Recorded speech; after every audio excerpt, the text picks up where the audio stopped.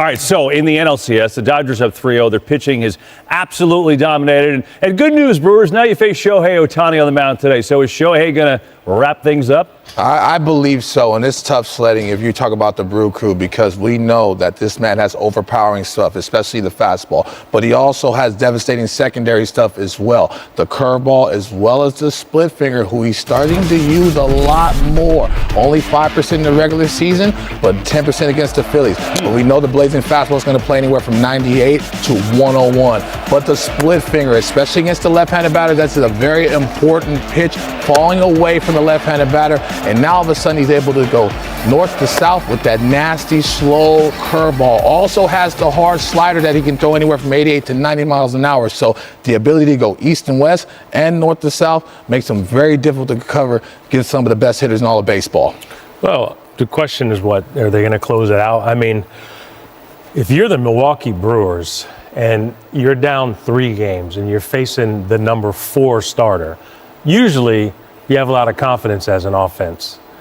You're facing Ohtani as the number 4 starter. That's a tough assignment. Yes. You know, I hope that Milwaukee shows the world what made them so good. I mean, they had best record in the National League. They have a good team. They just run into a buzzsaw with the Los Angeles Dodgers. But I don't see it. I guess, you know, there's a chance. They said it never rains here. It rained all day the other day, so I guess there's a chance. But it's a tough uphill climb.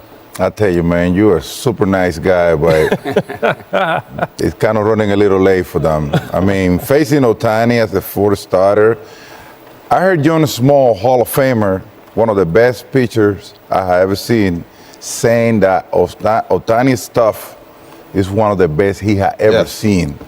And coming from him, that's a big compliment, brother. And they haven't been able to score wrong against the guy that probably doesn't have the stuff that he has. So I think he's running a little too late. Hey, and by the way, guys, I think we're facing a dynasty. Watching these Dodgers doing it year after year after year. They got to do it first. It kind of reminds me a little bit of what you guys did in the 90s. I like that, Poppy. When you say dynasty, I mean, this is the total package. And what the Dodgers basically tell you is you pick the style, we'll pick the outcome. And if you want to slug, we can slug. If you want to scrap, if you want to, whatever you want to do, pitching style, run, you name it, they'll find a way to win. And by the way, when you watch them and the game is 1-1 in the 5th, everybody watches going, they're going to win that game. And as far as Ohtani, I mean, he's competing for the best pitcher in the game with Skubal, and he's pitching for the best hitter in the game, competing with the best hitter in the game with Aaron Judge. Not too bad. I mean, that's a unicorn. Wow. Not too bad. It's interesting, too, with Ohtani, Dontrell. This was the plan, right? Yes. You know, he started off, he's pitching an inning, then he's pitching a couple innings. This was the plan to get him ready for this. The entire season, basically, they used to do it. And I love what Dave Roberts did. They did not speed up his process because they were a little banged up. You know, they were trying to win a division. All of a sudden, the depth got better. Guys started getting healthier. They took pressure off that bullpen, and starting pitching, it always starts on the mound and ends on the mound. If you have consistency there, all of a sudden he builds up to about 90 pitches, 5 innings. He's not going to go very deep in the ball game. He's not going to have these long innings. But once he got a rhythm of that secondary stuff, it was watch out. It was lights out. And so the way he shredded the Philadelphia Phillies and winning out, that gave him a ton of confidence to be able to pitch in big games. And I like that, and it says a lot about Dave Roberts, who's also grown a lot right in front of our eyes. Maybe a younger manager doesn't, hold him back because he wants to win, but he understands the process, the whole loop, and he's been patient, and now he's getting the payoff. When you go back to the pressure of repeating, what's more pressurized? Actually winning last year or trying to repeat this year? Is it all the same? I would say winning last year. I think this is something that can't win the second one until you win the first one. But yeah, we're very focused on winning this year. And I do think that it's still a different ball club. We're trying to win this year, and in totality for the Dodgers, just back-to-back, we're trying to win this year. So our only concern is win this year. But yeah. And when you go back to spring training and all the injuries, where you didn't know what was going to happen with Kershaw, Ohtani, I mean, everybody was in Sasaki, everybody was kind of in flux, and you had guys in different stages of rehab.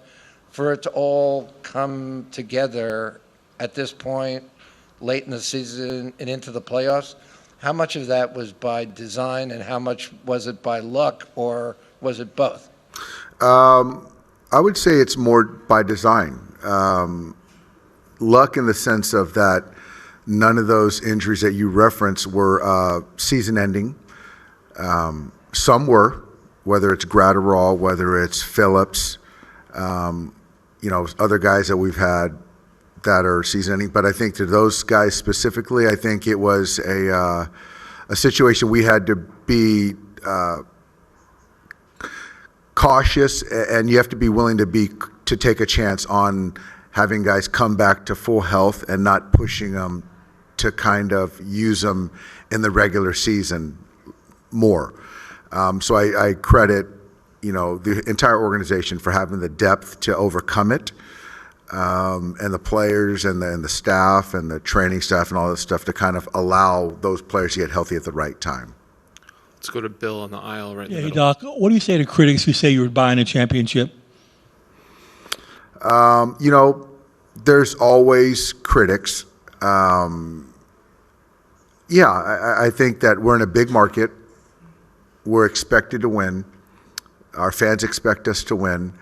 I can't speak to what revenue we're bringing in, but our ownership puts it back into players, a big chunk of it, which I know that's the way it should be with all ownership groups.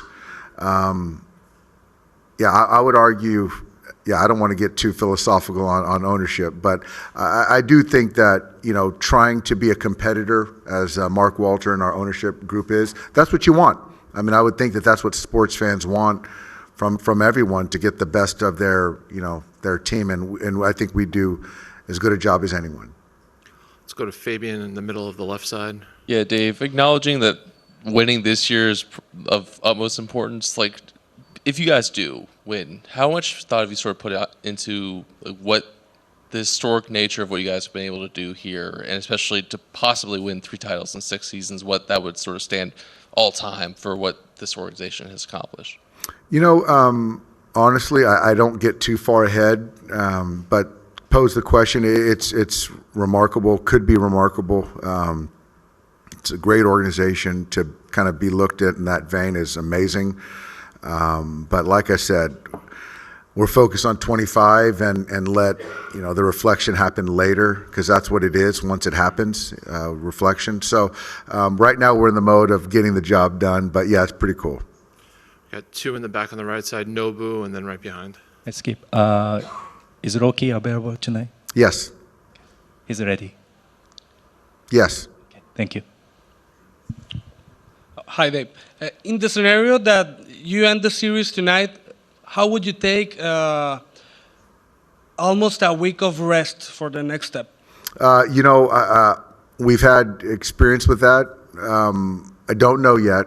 I think that right now we're just focused on tonight, and nothing is guaranteed. We got to play well, and if that happens, I'll get with the coaching staff and we'll figure out the best way to prepare. But right now, I truthfully am just thinking about winning tonight.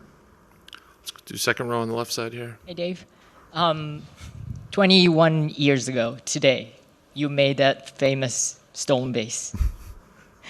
Long time ago. Yeah. You guys were down 0-3. Now you're up 3-0. How much you got to be careful on those one play, one moment, and then things flips up. Yeah. I mean, it's certainly better to be up 3-0 than down 3-0. Anything's possible. You still got to play out the series. I do think that we have the mind to put these guys away tonight, play our best baseball, don't give them any hope. And 21 years ago, we found some hope and kept going. But I definitely don't want history to repeat itself. Let's go to Clinton, second row. Dave, Kike said that as a teammate, you can kind of take Mookie Betts for granted because he's so good at everything, so to speak. But now we're in a situation where Derek Jeter is critiquing his jump throws. Just from a strict baseball standpoint, can you talk about the development of when it was, okay, we have to do this versus this guy's definitely the option we want? Yeah, that's there was we needed it. We flipped Gavin Lux from shortstop to second base, and Mookie was open and willing to help the ball club. And seeing where he's at now, trusting him, in any spot, making that, play in the 6 hole. Yeah, I mean, I marvel at it, and it is easy to take that player for granted. And, you see the way he started the season offensively, and to never make an excuse, to continue to play defense, to grind, and to kind of right his season offensively. Remarkable. But I think that's it's a lot of talent. It's a high character person. And yeah, I mean, there's a reason why he's got 3 rings already and a bunch of hardware. Let's go back to Kirsten. Dave, you've talked about learning Shohei Ohtani, the pitcher, this season, and just the compete that he has on the mound. With a guy like him taking the mound tonight in a situation in which you all could close this out, moving on to the World Series, how special is that for him, and just how much, confidence do you have in him being that guy to take the ball today? Very confident. I think this is his opportunity to make his mark on this series. And so we're going to see his best effort. And so I feel good that he's pitching for us. And there's going to be some serious focus and compete tonight. Take 2 more, Carrie, and then we'll finish up with Dave, was there an event, a game, a bus ride, something that really, truly locked this team in with its sense of urgency this season? I don't know. I do think that, that Baltimore series was a point I think that we started playing better baseball. But, whether it's me talking to players, them talking, amongst themselves, understanding where the schedule is at, we needed to kind of tighten some things up. And I think the last, from that point in time, I think that overall, I think the win-loss has been really good, and just the quality has been really good at playing baseball. But I don't know if it was any bus ride or team flight or anything. We'll finish up with Eric on the far right. Dave, given that Ohtani hasn't pitched since 13 days ago, and it's I think 2 starts in the last 30 days, are there any limitations on him at all, pitching-wise tonight? No limitations. I expect him to be good. He's built up to, he can throw 7 innings. I think that I feel comfortable, if it looks right, to getting him, to 100 pitches. So I think that's kind of soft parameters probably. All right, thanks, Dave. Thanks, guys. Yep. Stay on the right side, 5 rows back. Hey, Murph. Most of the guys in your lineup haven't really faced Shohei. How does that affect? All of them. All of them. Yeah, so what does that mean today when these guys are going in the box for the first time against him? Yeah, I mean, it's always a little advantage pitcher when they haven't seen you before. But they're 170 games in. They understand that you're not facing Shohei, you're facing the ball. You know what I mean? So you just got to do your best you can to see it as well as you can. And they know his routine and that type of thing. And they know his repertoire. So it's about seeing the ball and trying to win that pitch. Stay on the right side, far right, 3rd row. Hey, Pat. Only the 2004 Boston Red Sox have come back from a 3-0 deficit. Have you taken a look at the series to maybe find some, inspiration? Yeah, for sure. I've seen in sports in my many years of life, I've seen a lot of great comebacks. I've seen a lot of great upsets, et cetera, et cetera. But it all starts, when you're in it, it all starts with 1 pitch, 1 inning, you know what I mean? 1 game at a time. So we're not thinking of winning 4 like Joe Torre said. We're not trying to win 4 tonight. We're trying to win a game tonight. Let's go to Clinton in the front. Murph, in your many years of life, as you referenced, you've Now you're going to make an age joke. Okay, No. hey, Hold look, it's on. your right. It's your right. What I'm saying is you've managed the game at a lot of high levels, and I'm asking you, have you ever seen anything like what Mookie Betts has done, moving from right to second to short in terms of his effectiveness and development? Oh, I said it before the series, I think in front of this group. I'm not sure, but being so old, I don't remember things. But I think I've said it. Like, it's an incredible untold story. Shohei Ohtani might be the best baseball player on earth right now. It's debatable, whatever, but he might be. Freddie Freeman has touched our hearts many times in the wrong way. But Mookie Betts, what he's doing in the game of baseball is incredible. To move from outfield to playing shortstop on the Los Angeles Dodgers, team that's stacked with everything you can be stacked with, for him to do that and do it well is incredible. And then struggled early, according to Mookie, and now he's swinging it in every clutch situation. I mean, and hitting behind Shohei, which is a huge responsibility. I'm just telling you, man, that needs to be brought out, because if you're talking about most valuable player, you're going to go through, the stats and all that kind of stuff. But if you're talking about a player that really was valuable to this team this year, I'm saying Mookie Betts is number one. No disrespect to Shohei and or Freddie or some of the great pitching and et cetera. Incredible. You imagine Steph Curry just saying, okay, now he's going to go play power forward and guard the other team's best player. That's what it's like. So he's going to guard the other team's best player who's bigger, whatever.